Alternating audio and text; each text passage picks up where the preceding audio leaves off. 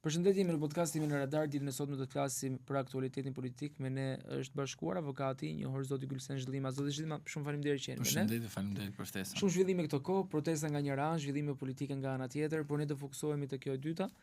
PD-ja kishte zgjedhje të brendshme, zgjodhi strukturat e saj, një lloj riformatimi u trumbutua nga ana e ish kryeministrit dhe kryetarit të saj, zoti Sali Berisha, por nga ana tjetër edhe brenda strukturave thuhet që ky lloj rinovimi nuk është i tillë dhe duke akuzuar deri aty që zoti Noka është ai që fshihet pas, si mendoni?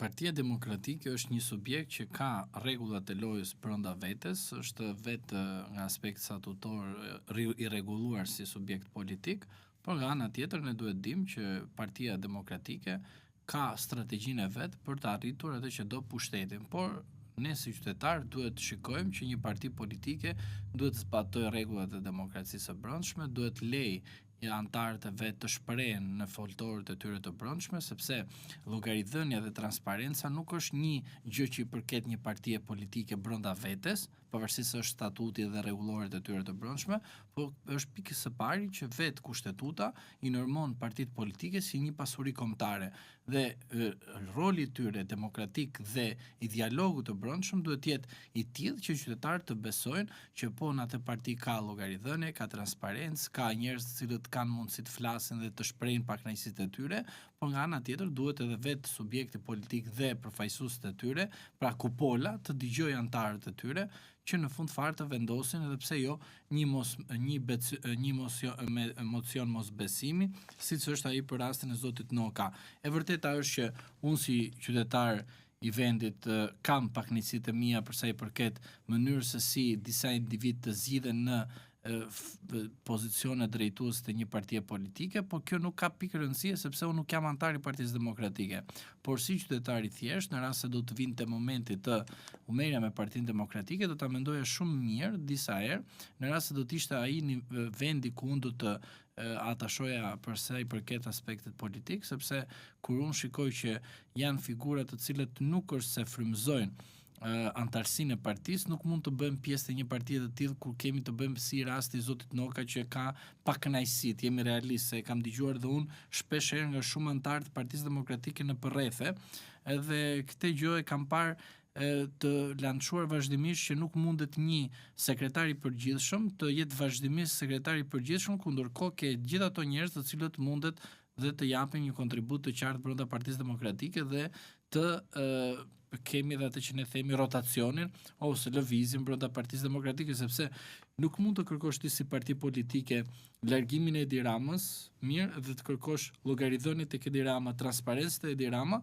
dhe brenda vetes të jetë situata kaotike. Qartë, për ndihmuar bisedën e zotit Zhëllima, avokat, në këtë garë që u rizgjoll sërish zoti Noka, kishte një kandidat tjetër që ishte edhe deputeti Samir Korreshi. Mendoni që ishte thjesht për numër apo kishte një garë vërtet? Thjesht numër ishte, nuk kishte kishte seriozisht për sa i përket kandidatimin e tij dhe dihet që zoti Noka do ta merrte për shkak se Partia Demokratike, kemi sqaruar edhe këtu, edhe Partia Socialiste kanë një problem. Problemi i brendshëm është që nuk kanë leadership të vazhdueshëm brenda partisë, pra nuk krijojnë leadership. Pra PD-ja ka një problem. Pas Saliut kush vjen?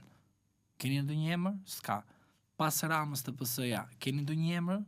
Nuk ka. Pse? Sepse të gjithë ata që janë rreth kryetarit ulin impaktin e tyre ose më mirë ulin personalitetin e tyre dhe nuk kanë një prezencë publike të japin një pothuajse një qendrim dhe të jetë edhe ai qendrim kundër kryetarit. Ju po ta dëgjosh është bandat krimi. Pse? Se kryetari thotë bandat krimi. Pra nuk ke një artikulim, një fjalor të ri politik që njerëz të paktën të thuash që shiko këtu diçka po ndryshon dhe në të vërtetë po Partia Demokratike dhe Partia Socialiste kanë gjenerata të tjera që do të vinë dhe të marrin drejtimin e partisë. Ne shikojmë shumë mirë dhe përsëri dua të them që pas zotit e Berisha nuk ka emër që mund të marrë drejtimin e Partisë Demokratike dhe pas zotit Rama nuk ka emër që të marrë Partinë Socialiste. E dini pse? Sepse pikërisht janë ata.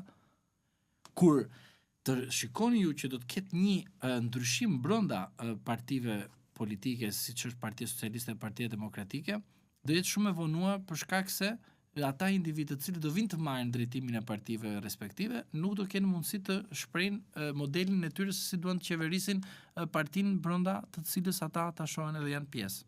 Avokat, pse atakojnë shpeshherë sekretarin e përgjithshëm, strukturat e partisë, ata persona që kanë ambicie ndoshta brenda partisë dhe nuk atakojnë kryetarin? Mendoni që shprehin kritikat me spont, nëse mund ta quajmë kështu në gjuhën e popullit, pra kritika për Berishën nëpërmjet Nokës? Jo, të jem realist me figurat që kanë dalë kundër zotit Noka, janë figura të respektuar dhe nuk besoj se kanë ndonjë pakënaqësi me zotin Berisha. Pra ato individ të cilët kanë dalë kundër zotit Noka kanë pakënaqësi për zotin Noka dhe nuk besoj për zotin Berisha. Por të themi të vërtetën, sekretari i përgjithshëm i një partie politike ka një rol shumë të rëndësishëm dhe vendimarrës në aspektin e procedurave dhe mënyrën e emërimit të degëve, të kryetarëve, të mënyrës se si partia ecën. Pra, në rast se ju duhet shikoni partitë politike, strukturën e tyre kanë sekretarin e përgjithshëm. Sekretari i përgjithshëm është një rol shumë i rëndësishëm, statutor. Pra, kush është sekretari i përgjithshëm një partie politike ka një rol të jashtëzakonshëm, akoma dhe më të rëndësishëm se kryetari i partisë. Dhe mendoj se ata e bëjnë këtë për shkak se nuk duan të kundërvijnë zotit Berisha, por zotit Noka, sepse nga rrethet të ndryshme që kanë dëgjuar dhe kanë parë ngjarje që kanë zhvilluar, zoti Noka ka treguar që është pothuajse një sekretar i përgjithshëm i dështuar për shkak se nuk bëri në kohën e dur politikat e dura për të dhënë Partisë Demokratike përfaqësimin e dur në bazë, sepse goditja në 11 maj në 2025 për zgjedhjet lokale ishte për zgjedhjet parlamentare ishte një goditje e madhe. Pra Partia Demokratike doli humbse.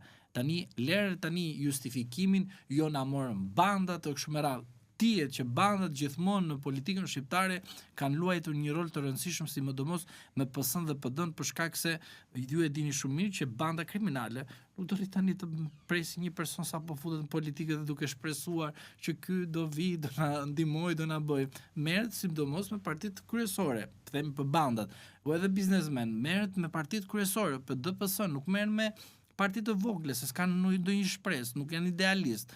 Pra, edhe tani ti e shikon që ky person ka dështuar si individ në aspektin e sekretarit të përgjithshëm, do të thotë që duhet ta ndryshosh, që të vinë ndryshime brenda PD-s. Pastaj ju keni edhe struktura të tjera brenda Partisë Demokratike në grupin parlamentar. Zoti Gazbardi nuk duhet të ishte për mua kryetari i grupit parlamentar, po na që është. Pra, kur ai thoshte unë me babain e Zenit nuk bëj marrëveshje, unë me babain e Zenit nuk lidhem, unë me babain e Zenit po erdhi babai i Zenit, unë do largohem nga Partia Demokratike, unë po e pres që zoti Bardi të mbajë premtimin e tij politik që ka bërë në media që me babain e Zenit nuk do të bashkëpunoj më. Po pse është kjo dëshmërsi e zotit Berisha ndaj zotit Bardhi, për shkak se disa nga deputetët që ndodheshin asaj kohe në partinë e zotit Basha, në Partinë Demokratike në grupin e zotit Bashka, Partia Demokratike ishte pjesë të grupit, pra ishte ai lideri i atij grupi, të disa deputetëve caktuar që ishin në atë kamp. Shiko, në rast se duam të studiojmë mirë rastin e zotit Berisha, zoti Berisha për mendimin tim nuk është një person i cili është i pabes. Dikush mund ta mendoj, po unë mendoj se ai nuk është i pabes në krahasim me zotin Bardhi. Por e vërteta është që zoti Berisha e pranoi zotin Bardhi të vi aty, por nga ana tjetër është që edhe e vendosi qëllimisht po aty në atë pozicion që tregoj që kush është burri më i madh që mban fjalën, ai i cili del në media dhe thot disa fjali kundër zotit Berisha, pra duhet të tregoj leadership dhe thot jo, unë nuk bashkëpunoj me zotin Berisha, mund të rri një deputet i thjesht në Partinë Demokratike, sepse unë kam mbajtur një qendrim kundër Berishës. Zoti Berisha e vendosi aty, ai e pranoi, pra do thot që ky person nuk ka më integritet në aspektin të qenurit një politikan i cili të jep një deklaratë dhe ky person që jep një deklaratë tani duhet merret me qenë deklarata e tij. Pra, çdo deklaratë që bën zoti Bardhi tani tutje nuk merret më ashtu siç është marrë përpara, pra me rezerva, ja duke parë, duke bërë dhe tregon personalitetin e tij që ai nuk ka pasur një raport të drejtë ashtu siç duhet me zotin Berisha. Zoti Berisha u soll shumë për mendimin tim shumë mirë me zotin Bardhi, edhe e vendosi përsëri pas humbjes së thellë në 11 maj, e vendosi përsëri kryetar grupi parlamentar. Tani zoti Berisha në politikën e tij ose në politikat të cilat ka bërë ndër vite, ka treguar që nuk është i pabes. Pra në krahasim me zotin Rama, zoti Rama është i pabes, zoti Berisha nuk është i pabes me bashkëpunëtorët e tij. Pra Berisha i mbron bashkëpunëtorët e tij. Rama i lëshon bashkëpunëtorët e tij. Dikush mund të thotë për rastin e zonjës Balluku, jo, ky është mashtrim.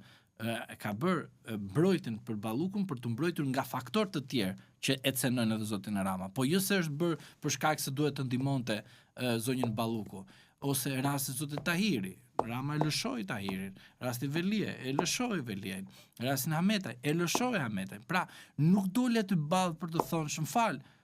Një sekond, do të sqarojmë dy gjëra, çfarë? Ky është politikan, çfarë ka bërë në veprimtarinë e tij individuale, po patjetër le të merret drejtësia, po nuk mundet unë t'i fus të dyja në një kallup. Pra Berisha nuk e bën këtë gjë.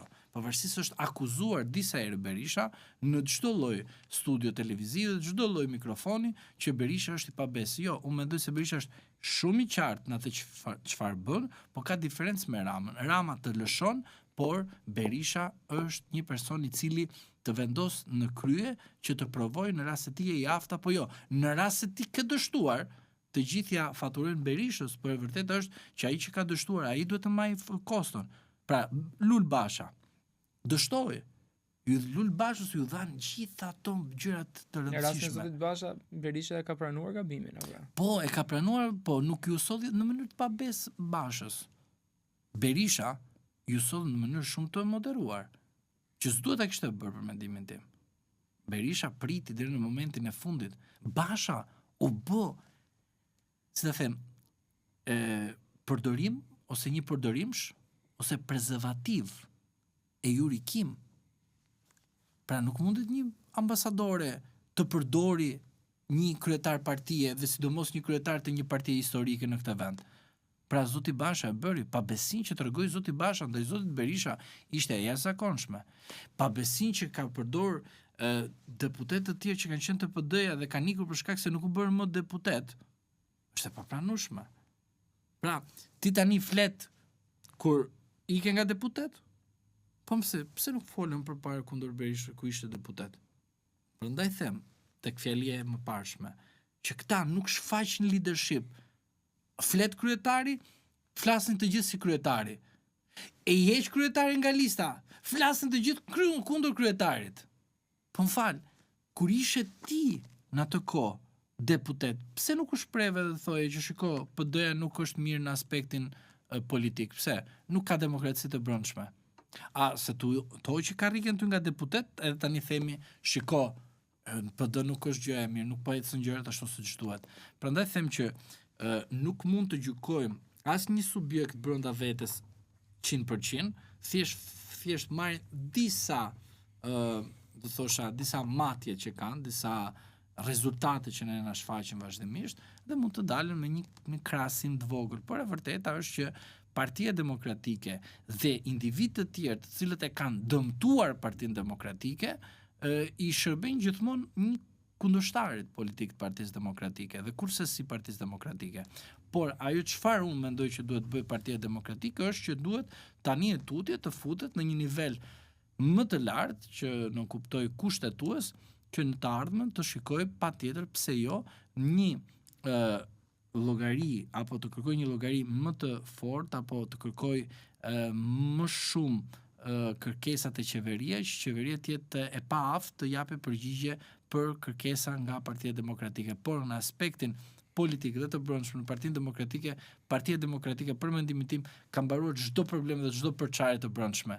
Dhe tani ju do shikoni çfarë do ndodhi në Partinë Socialiste, sepse Partia Demokratike çfarë kishte për të shpërndar, për të shpërthyr brenda si godin, si të duash ti, në aspektin leadershipit, politikës, strukturat, gjitha këto u materializuan deri në 2025.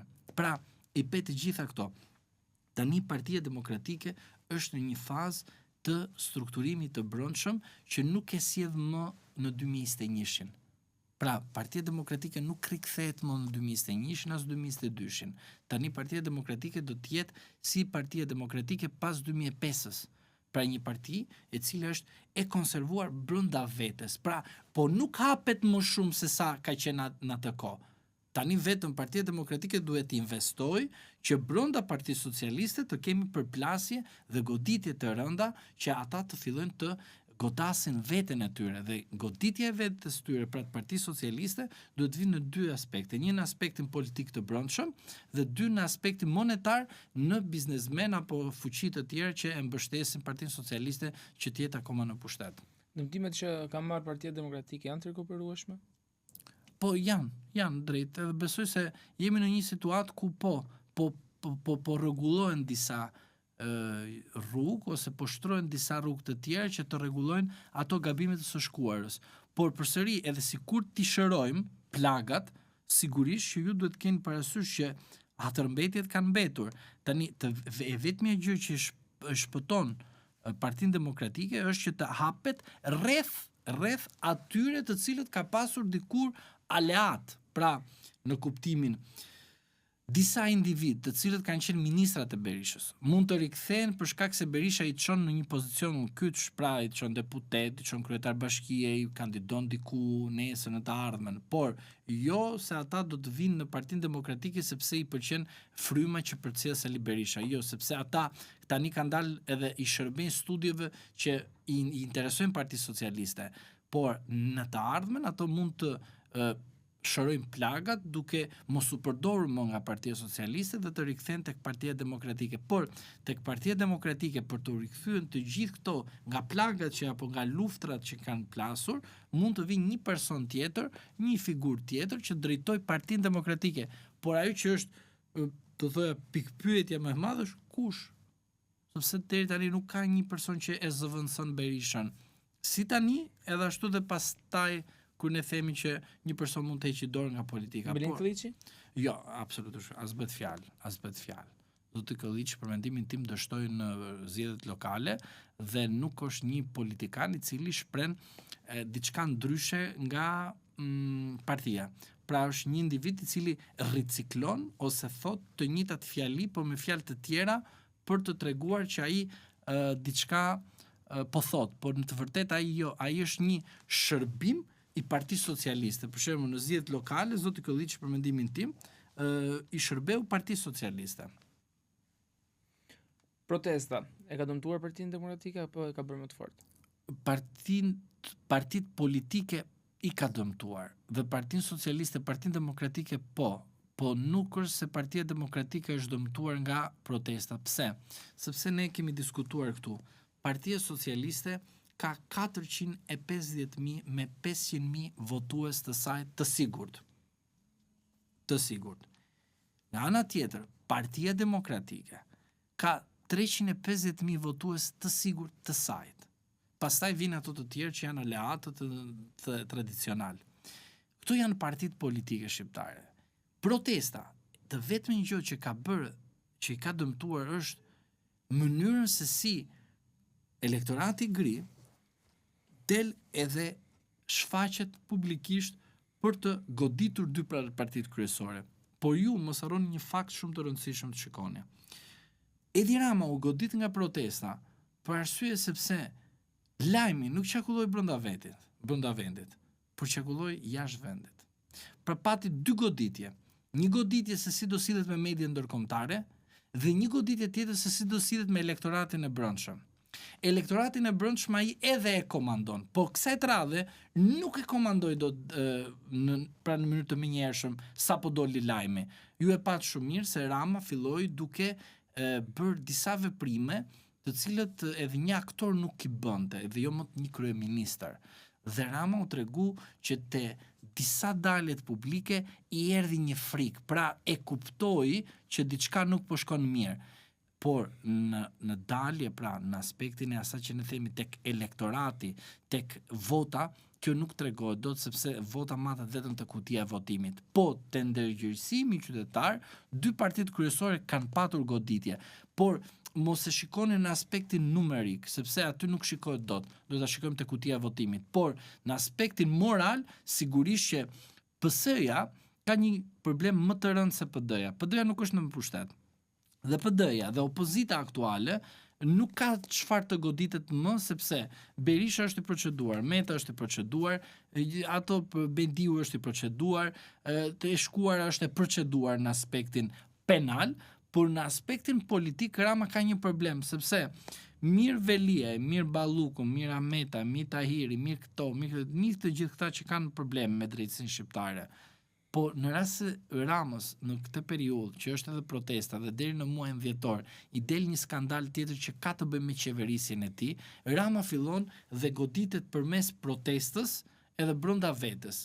Dhe tek brenda vetes duhet të shikojmë mirë që ka atë që kemi thënë këtu është pushteti ekonomik, po pushteti ekonomik ndahet në dy do të thosha segmente. Të segmenti i bën një SHPK dhe fiton tendera dhe segmenti tjetër ekonomik që ka investuar dhe merr edhe tendera, po gjithsesi është lek i pastër në aspektin që po mund të marr tender, por kjo nuk do të thotë që unë penalizohem se kam marrë një tender, por gjithë këto lekë që unë kam futur, i kam futur o me kredi bankare ose kam futur me lekë që kam pasur unë dikur edhe kam bërë para.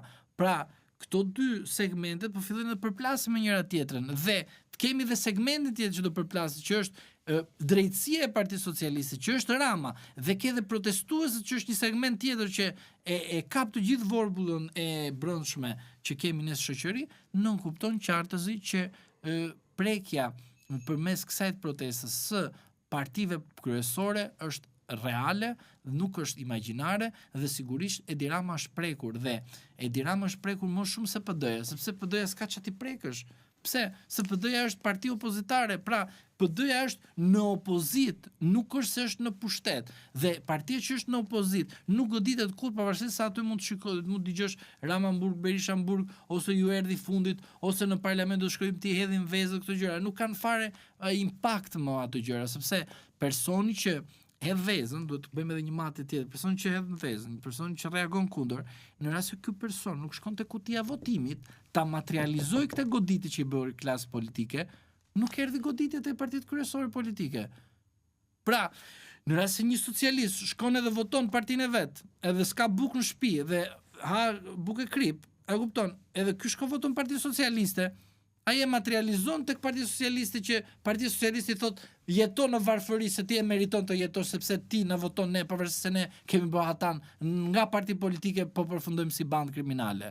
Ai e bën, ai e voton, pra e materializon voton, ndërsa ai i cili hedh sot vezën, ai i cili del sot në protestë, nuk duhet të heshti në zgjedhjet e ardhshme. Dhe prandaj nuk goditet, prandaj nuk e kap mat, nuk e kap tot, nuk e materializon ti. A kjo protest goditi në mënyrë numerike partitë kryesore? Ajo matet vetëm në kutinë e votimit. Në aspektin moral, edhe Berishën, edhe Ramën e ka telendisur kjo protest. Pra, Rama nuk e di çfarë të bëj, pra unë dyshoj që Rama mund të shkojë edhe në ndryshime qeverie në muajin korrik ose në muajin shtator, sepse kërkon patjetër të rishfaqë veten e tij, sepse nuk mund të shkojmë në Bashkimin Evropian. Unë nuk shkojmë në Bashkimin Evropian, harroj këtë me kushtet e Bashkimit Sovjetik që jemi aktualisht. Por në rast se ti si qeveri thua që do të shkosh në Bashkimin Evropian, nuk mund të shkosh në një qeveri ku qeveria jote nuk mund të sjellë një kartë tjetër për të pastruar veten e vet. Pra, pastrimi i vetes që është partia që më pushtet, bën përmes vetëm figurave të reja, figura të cilat vinë vetëm për të lançuar një politikë të re. Dhe një pyetje të fundit, zoti Saljani ka paralajmëruar surpriza për në shtator për shkak të lëvizjes që ai ka muaj që po e mendon, po artikulon, por sipas tij do implementohet në fillim shtatori. Prisni surpriza si thot? Shiko, zoti Saljani është një person i cili ka një prezencë publike, por ajo që mua më ka ngatruar është që nuk po shikoj dhe nuk po kuptoj platformën e tij politike. Pra platforma e tij politike forcojmë PD-n për të shpëtuar PD-n apo forcojmë opozitarizmin për të forcuar Shqipërinë. Në rast se jemi te kjo e dyta, pra forcojmë opozitarizmin për të forcuar Shqipërinë, jam shumë dakord që patjetër të bëhet një dakordsi, patjetër të bëhet një aleancë e gjerë, që po disa subjekte politike të bëjnë atë që duhet të bëjnë, pra çfarë rotacioni politik përmes angazhimit që do kupton koalicionin, bashkëpunimin, bashkëveprimin dhe jo më individualizimin dhe atë që ne kemi parë vazhdimisht goditjen e opozitës duke u përçarë. Zoti Sajani, në rast se don të ketë një platformë duhet ta shfaqe, në rast se nuk ka një platformë dhe platforma e tij është individuale, për mendimin tim do i shërbej qeverisë Partisë Socialiste, pra Partisë Socialiste si subjekt në zgjedhjet e ardhshme. Dhe në rast se zoti Sajani ka në të ardhmen një platformë të qartë, që unë dyshoj të them vërtetën sepse nuk e kam parë platformë të materializuar në letër. Unë kam këtë gjë që dua të shikoj diçka, mund të jetë teorike, po edhe e materializoj në letër. Në rast se nuk materializohet në letër, ajo do të mbetet thjesht teorike, thjesht për të shpëtuar apo për të ndihmuar Partinë Socialiste, sepse Partia Socialiste është ajo sot e cila është në vështirësi më të madh se sa Partia Demokratike. Pse kjo? Sepse kur ti shfaq një pakënaqësi kundër PD-s, gëzohet PS-ja. Ku shfaq një realitet ku goditet PS-ja, gëzohet Shqipëria. Pse? Sepse do të goditet një parti e cila po dëmton Shqipërinë dhe interesat kombëtare. Por nga zoti Sajani unë s'kam pa diçka të materializuar. Për shembull, t'u jap një rast, ne si subjekt që kemi bashkëpunuar me nismën e Reforma Reale dhe Bashkimin Liberal Demokrat, kemi propozuar ndryshimet e kodit zgjedhor. Kush nga këto partitë politike ose këto individ kanë sjell një propozim konkret për kodin zgjedhor? Asnjëri. Thjesht kanë bërë deklaratën në studio. Ne çfarë kemi bërë? Atë që kemi propozuar, tani do merret parasysh apo nuk do merret parasysh, unë tani nuk mund ta di, por e vërteta është që kjo që po ndodh me politikën shqiptare është që çdo gjë mbetet teorik duke fol vetëm nëpër studio dhe asnjëri nuk jep një platformë në të shkruar që të kuptojmë qartë se çfarë po ndodh me politikën shqiptare dhe me ato të cilët duan të marrin ndonjë pozicion në vendet e ndryshme politik, sepse në politik tani zoti Sajani do jetë si një person i cili është kundër Sali Berishës apo do jetë një person i cili është pro Shqipërisë që të themi një opozit të fortë. Këtë duhet të na sqarojnë në rast se do të ketë një platformë në muajin shtator. Avokat, shumë faleminderit për prezencën tuaj dhe faleminderit për këtë analizë. Për ftesën. Mbështetjen e X1, Philip Lane Residence dhe 1001 Solutions.